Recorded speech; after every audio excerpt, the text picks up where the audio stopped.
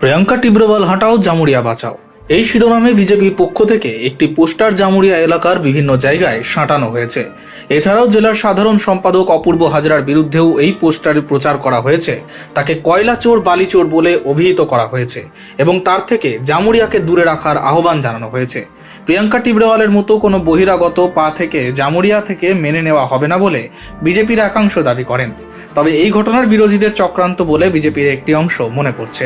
দেখুন, পোস্টার কেউ অজ্ঞাত সারে দিয়ে বলবে বিজেপির গোষ্ঠীকন্দল, এটা কতটা যুক্তিযুক্ত এটা আমার মনে হয় না। আমাদের মধ্যে বা বিজেপি পার্টির মধ্যে, ভারতীয় জনতা পার্টির মধ্যে কোনো গোষ্ঠীকন্দল নেই।